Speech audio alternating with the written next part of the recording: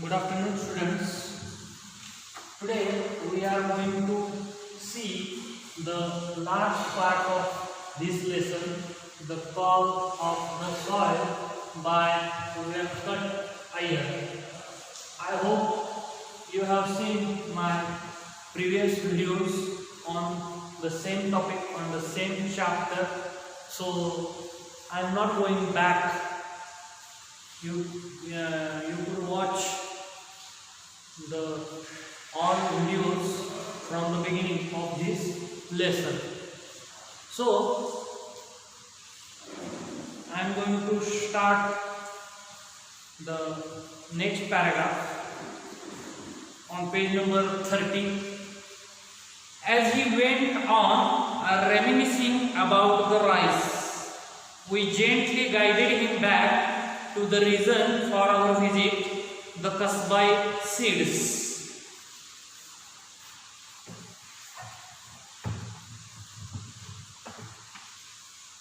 I am writing the new words.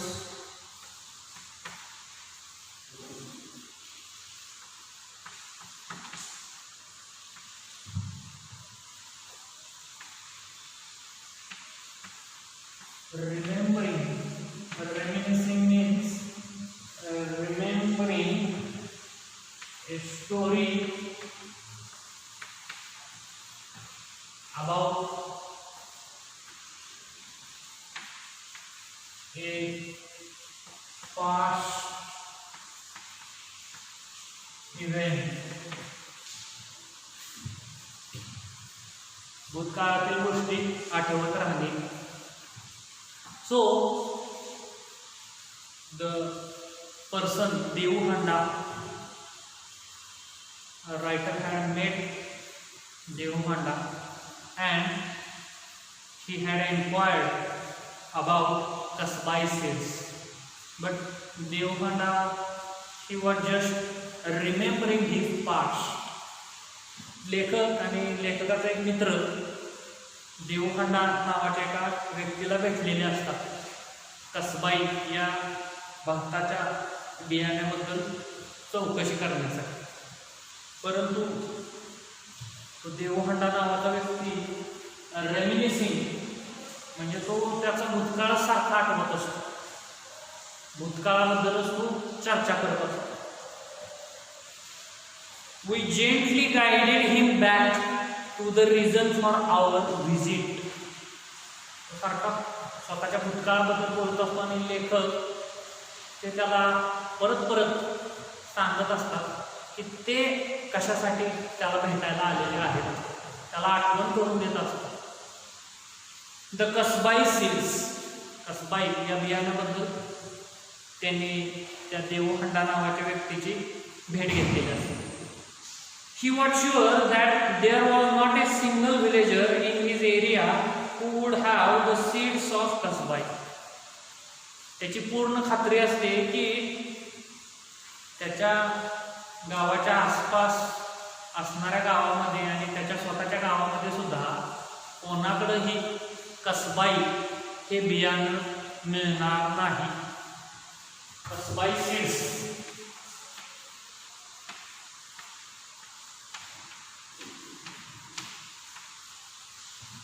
Kasbai seeds.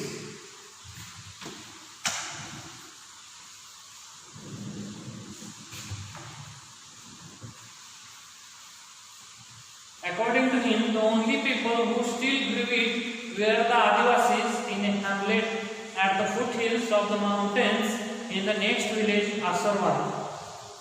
त्याच्या म्हणण्यानुसार जर त्यांना ते हे बियाणं पाहिजे असेल लेखकाला, कसबाई सीड्स जर पाहिजे असतील तर या देवखंडाचं जे गाव आहे त्या गावाचं नाव आहे धानिवाडी आणि धानिवाडीनंतर जे गाव आहे त्या गावाचं नाव आहे असरवाडी.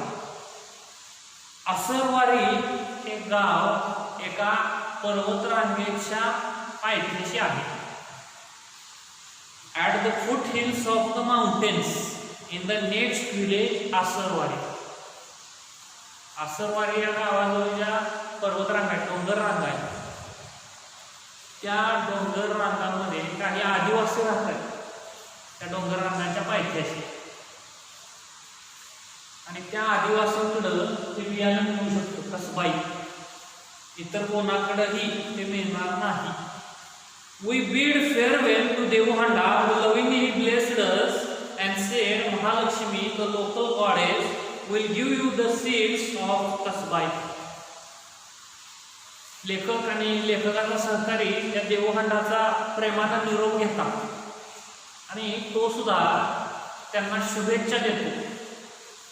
तो त्यांना सांगतो की त्यांची जी स्थानिक ग्रामदैवत आहे, लोकल गॉडेस महालक्ष्मी देवी, त्यांच्या गावातलं दैवत, गावाचं दैवत, ते त्यांना हे बियाणं मिळण्यास मदत करेल. In Asarwari village we asked the sarpanch to help us as we were not very fluent with the local dialect.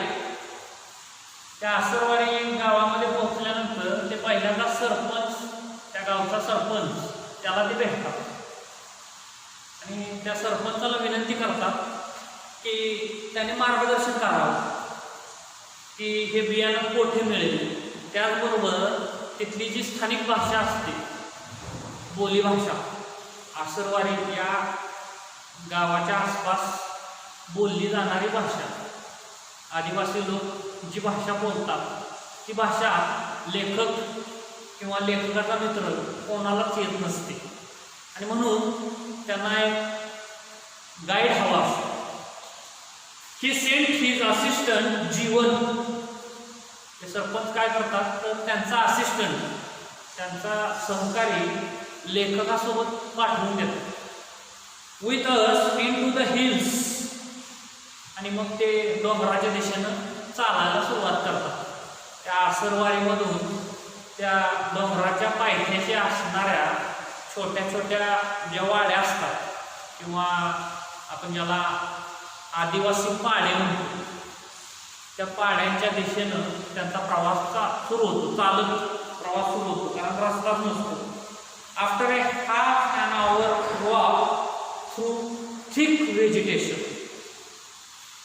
1 ते 1.5 तास त्यांना खूप जास्त भाजीपाला, म्हणजे सगळीकडे भाजीपालाच दिसत असतो, भाजीपाल्याची शेती, अशा परिसरातून ते चालत जातात.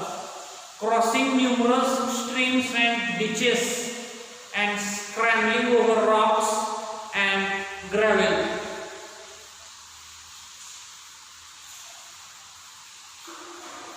आणि रस्त्यामध्ये बरेचसे ओढे नाले ते क्रॉस करतात, ते ओढे नाले भरून वाहत असतात. त्याचबरोबर त्यांना काही ठिकाणी अक्षरशः रांगत जावं लागतं. स्क्रॅम्बलिंग म्हणजे रांगणे over rocks and gravel. We reached the sleepy hamlet of Boripada. त्यानंतर आसरवारीमधून ते बोरीपाडा नावाच्या एका आदिवासी पाड्यामध्ये पोहोचतात. After a half an hour walk through thick vegetation. Vegetation म्हणजे इथं जंगल या अर्थानं पण तो शब्द आलेला आहे, म्हणजे घनदाट जंगल किंवा खूप अशी घनदाट शेती जिकडं पाहावी तिकडं. त्यानंतर ते बोरीपाडा नावाच्या खेड्यामध्ये पोहोचतात. There were just 2 ramshackle houses in front of us and we wondered if this was the right place.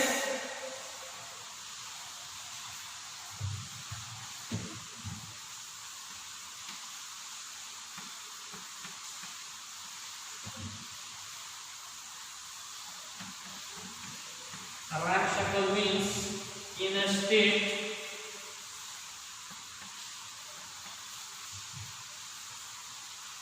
of severe डिसरिपेअर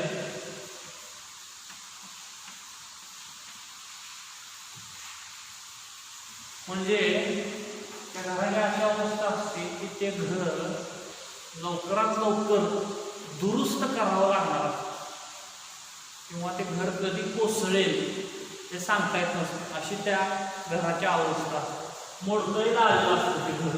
घराच्या म्हणजे अत्यंत गरज आहे दुरुस्त करण्याची. In a state of severe disrepair. आणि ते त्या बोरेपाडा या आदिवासी पाड्यामध्ये 2च घरं असतात आणि ती सुद्धा मोडकळीला आलेली आहेत. लेखकाच्या मनात शंका येते की नक्की आपण योग्य ठिकाणी आलेलो आहोत, कारण लेखक आधीच खूप दूरवर आलेले असतात. धान्यवारीमधून आसरवारी आणि आता आसरवारी या गावातून ते बोरीपाडा नावाच्या आदिवासी पाड्यामध्ये आलेले असतात. त्याचबरोबर बोरीपाडामध्ये यायच्या अगोदर सुद्धा लेखकानं बऱ्याच ठिकाणी लेखकाचं घर आणि लेखकाची शेती ही पेठ नावाच्या गावामध्ये असते. त्या पेठ भोवती जी गाव आहे त्या संपूर्ण गावामध्ये म्हणजे बऱ्याचशा गावामध्ये लेखकानं चौकशी केलेली असते. पेठमध्ये सुद्धा चौकशी केलेली असते आणि त्यानंतर लेखक हा शेवटचा प्रयत्न करत असतो. आणि म्हणून लेखकाच्या मनात शंका येते की आपण नक्की योग्य त्या ठिकाणी आलेलो आहोत का. अशा मोडकळी आलेल्या घरामध्ये आपल्याला ते कसबाई बियाणं मिळेल का अशी लेखकाला शंका येते. A wrinkled old woman sitting before one of the houses looked at us with curiosity. Wrinkled.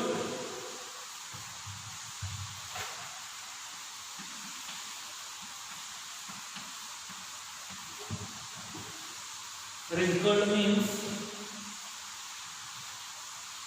the signs of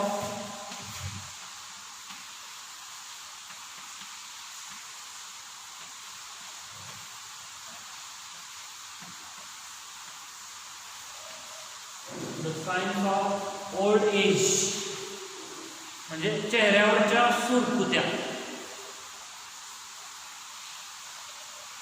तिचा चेहरा सुरकुत्याने भरलेला असतो त्या स्त्रीचा. A wrinkled old woman sitting before one of the houses looked at us with curiosity. ती उत्सुकतेनं लेखक आणि लेखकासोबत येणारे दोघेजण यांच्याकडे पाहत असतात. त्या दोन घरापैकी एका घराच्या समोर ती स्त्री बसलेली असते आणि समोरून येणारे लेखक आणि त्यांचे 2 सहकारी यांच्याकडे ती उत्सुकतेनं पाहत असतात. As we approached her, we signaled to Jeevan to ask the crucial question. ते त्या स्त्रीच्या जवळ गेल्यानंतर लेखक त्यांचा जो गाईड असतो जीवन त्याला इशारा करतात आणि त्याला त्या स्त्रीला एक महत्त्वाचा प्रश्न विचारायला सांगतात. She muttered in reply and we looked at Jeevan for a quick interpretation. ती त्याला काहीतरी उत्तर देते ती स्त्री तिच्या बोलीभाषेमध्ये आणि लेखक आणि लेखकाचा सहकारी बबन ते दोघं जीवनकडे पाहत असतात आतुरतेने की त्या स्त्रीनं त्यांना त्या जीवनला काय सांगितलेलं आहे. जीवननं तिला विचारलेलं असतं की तुमच्याकडं कसबाई हे बियाणं आहे का. आणि लेखकाला त्याच्या सहकाराला उत्सुकता लागलेली असते. She broke into a smile and informed us that she did have the rights and wanted to know who we were and why we wanted it. तो हसतो आणि लेखकाला सांगतो की तिच्याकडे ते बियाणं आहे, फक्त त्या स्त्रीला ही माहिती हवी आहे की ते कोण आहेत, म्हणजे ते तिघजण आलेले ते कोण आहेत आणि त्यांना ते बियाणं कशासाठी हवं आहे. It was a difficult task to keep a straight face and I had to control a a strong desire to hug her. लेखकाला इतका जास्त आनंद आलेला असतो की लेखक शब्दात व्यक्त करू शकत नसतात. He was not able to hide his happiness, his joy, but at the same time he was I can say he was not in a situation that he could express his joy. म्हणजे लेखकाला आनंद व्यक्तही करता येत नसतो आणि त्याला तो आवडताही येत नसतो. म्हणजे त्याला स्वतःला आवडताही येत नसतो. त्याला न हसता, चेहऱ्यावर आनंद न दाखवता तिथं थांबता येत नसतो. इतका जास्त लेखकाला आनंद झालेला असतो. लेखकाला एक क्षण असं वाटतं की त्या वृद्ध स्त्रीला, जी लेखकाच्या आईसारखी असते, तिला आलिंगन द्यावं, तिला मिठी मारावी. After searching for months we had found the elusive Kasbai. कितीतरी महिने लेखक या बियाण्याचा शोध घेत असतात आणि खूप दिवस, खूप महिने शोध घेतल्यानंतर आता हे बियाणं लेखकाला सापडलेलं असतं. लेखकानं त्यासाठी इल्युजिव्ह हा शब्द वापरलेला आहे.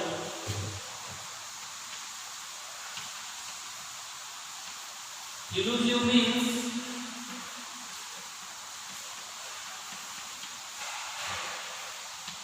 Difficult to find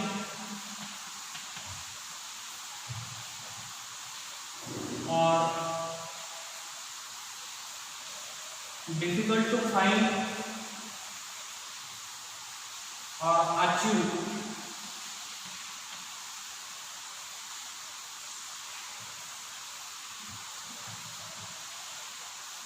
We explained to her that we were from Pet nearby and we needed the seeds to grow it. लेखक त्या वृद्ध स्त्रीला सांगतात की ते पेट या गावामधून आलेले आहेत आणि त्यांना कसबाई हे बियाणं त्यांच्या शेतात लावण्यासाठी पाहिजे.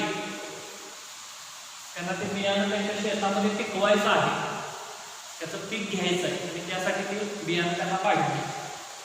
We asked for 10 kilograms of rice. त्यांना 10 किलो इतकं ते बियाणं पाहिजे असतं. She muttered and scowled. ती काहीतरी कुटकुटते आणि तिच्या चेहऱ्यावर वैतागल्याचे भाव असतात. स्काउल्ड.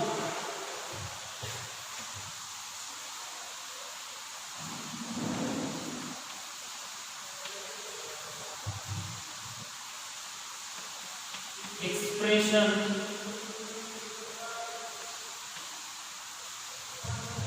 Of displeasure.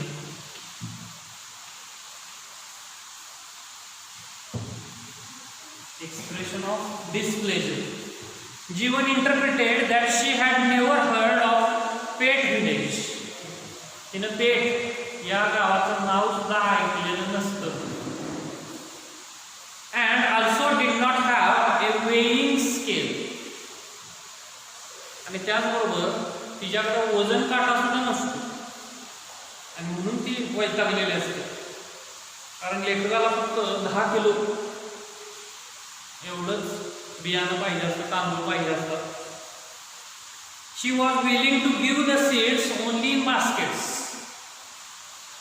तिच्याकडे बास्केट्स असतात आणि त्या बास्केट्समध्ये ती तो तांदूळ देऊ शकत असते. We asked for a single basket of rice and Jeevan told us to pay her something. लेखक तिच्याकडून एक बास्केट घेतात आणि तिला 100 रुपये तिच्या हातामध्ये देतात. I handed over a 100 rupee note and for the first time in the last 10 minutes her face broke into a smile. ती नोट लेखक जेव्हा तिच्या हातामध्ये देतात 100 रुपयाची नोट, तेव्हा ती पहिल्यांदा हसते. लेखक 10 मिनिटांपासून तिच्याशी बोलण्याचा प्रयत्न करत असतात, तिथं उपस्थित असतात, परंतु त्या 10 मिनिटात पहिल्यांदा ती हसलेली असते. She nodded her head in approval. तुम्ही आता जाऊ शकता असं ती त्यांना सांगते. आणि त्यानंतर लेखक आणि त्यांचे ते दोन सहकारी तिथून बाहेर पडतात. As we walked back against the fading sunset. आता दिवस मावळायला लागलेला असतो, सायंकाळ झालेले असते. Leaving behind a smiling old lady. ते परतीच्या प्रवासाला लागतात. परत आसरवारी गावाच्या दिशेनं चालायला सुरुवात करतात. आणि त्यांच्या पाठीमागं एक वृद्ध स्त्री त्यांच्याकडे हसत असते. I couldn't help but wonder that here nesting in the foothills of an unknown mountain away from the hustle and bustle of the road or the city were the real people of India. लेखक म्हणतायत की मी दुसरं काहीच करू शकत नव्हतो त्यावेळेस, परंतु त्यांना आश्चर्य वाटतं की एका डोंगराच्या पायथ्याला जिथं सामान्य माणूस म्हणजे आधुनिक व्यक्ती जिथं पोहोचू शकणार नाही, जिथं पोहोचण्यासाठी रस्ता नाही किंवा दुसरा कोणताही मार्ग नाही, तर चालत जावं लागतं. अशा ठिकाणी ते लोक राहत आहेत. शहरापासून इतर जगापासून ते दूर आहेत. कसलाही तिथं गोंधळ गडबड काही नाही. त्या दोन घरं असणाऱ्या त्या बोरीपाडा नावाच्या खेड्यामध्ये किंवा पाड्यामध्ये.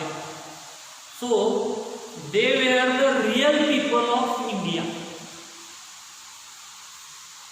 Because they had survived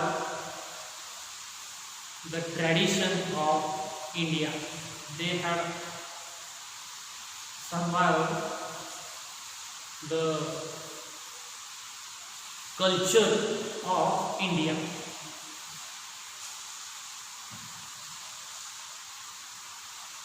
These were the people who still held on to the rich biodiversity of our land and no one even cared about them.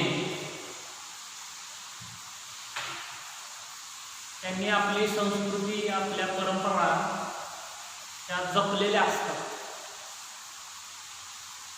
And that's why our writer called them a real people of India. They have survived forest, they have survived traditional seeds like kasbai.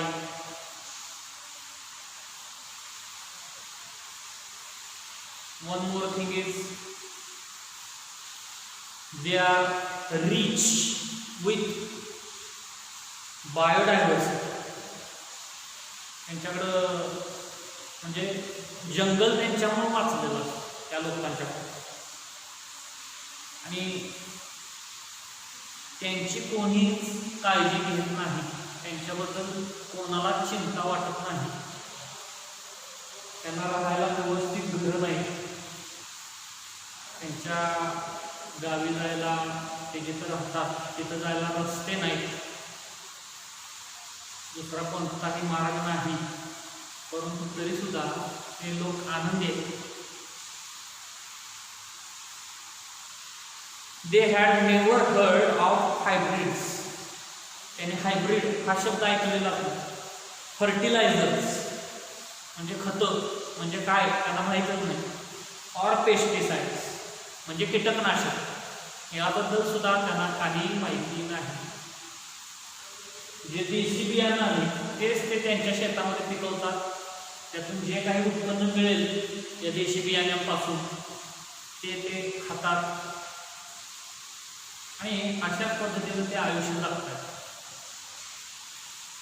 They were not running after the wealth, after money. ते संपत्तीच्या पाठीमागे लागलेले नाहीत. ते पैशाच्या पाठीमागे धावत नाहीत. They just grew their rice and ate what they got. देशी बियाणं पिकवतात शेतामध्ये आणि जे काही उत्पन्न मिळेल त्याच्यावर ते आयुष्य जगतात. The old lady we met had probably never left Boripada. लेखक ज्या वृद्ध स्त्रीला भेटलेल्या असतात तिनं अशी शक्यता असते की बोरीपाडा हे गाव सुद्धा तिनं सोडलेलं नसतं. म्हणजे बोरीपाडा या गावातून ती कधी सुद्धा बाहेर गेलेली नसते, कारण तिला पेठ हे गाव सुद्धा माहीत नसतं, जे बोरीपाडापासून जवळ आहे. Her world was unspoiled by progress. तिचं जग हे बोरीपाडा म्हणजे तिचं जग असतं. And it was unspoiled, it was pure, because there was no progress. तिथं कसलाही विकास किंवा प्रगती झालेली नसते. त्यामुळं ते बोरीपाडा ते गाव किंवा त्या गावाचा आसपासचा परिसर हा प्युअर असतो, पवित्र. And for once I was grateful for that. And a writer was so much grateful about these people because they were preserving the Indian traditions, Indian culture through many ways.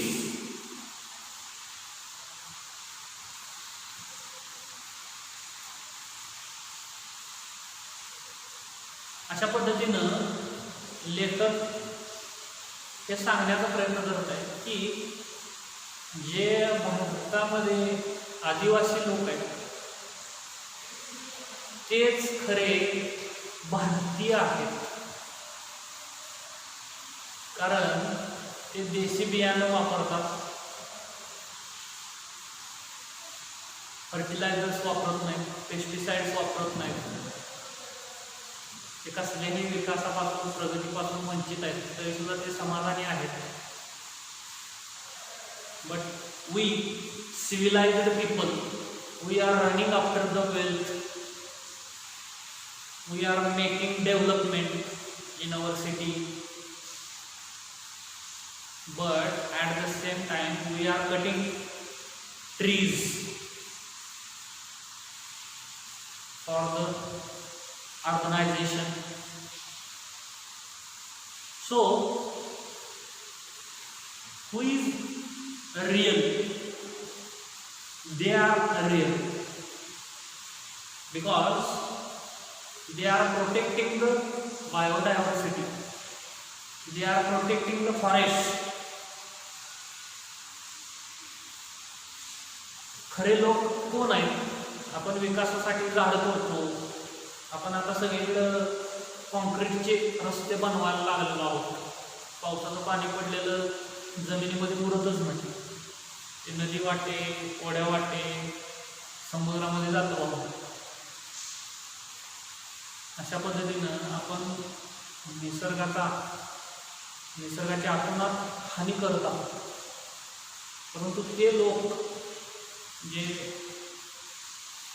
एकदम remote प्लेसेसमध्ये राहतात ते लोक अजून सुद्धा कसल्याही विकासापासून प्रगतीपासून वंचित असून सुद्धा समाधानी आहेत, आनंदी आहेत, आणि म्हणून तेच खरे भारताचे नागरिक आहेत असं लेखक म्हणतात. If I hope you can understand this lesson. It is boring, but I have no other option because this is a online teaching, so I have no any other option. So please try to understand and watch all the videos carefully. It is my sincere request, and if you have any doubts any questions, then you have my WhatsApp number, so you can directly call me or send me SMS. Thank you for watching.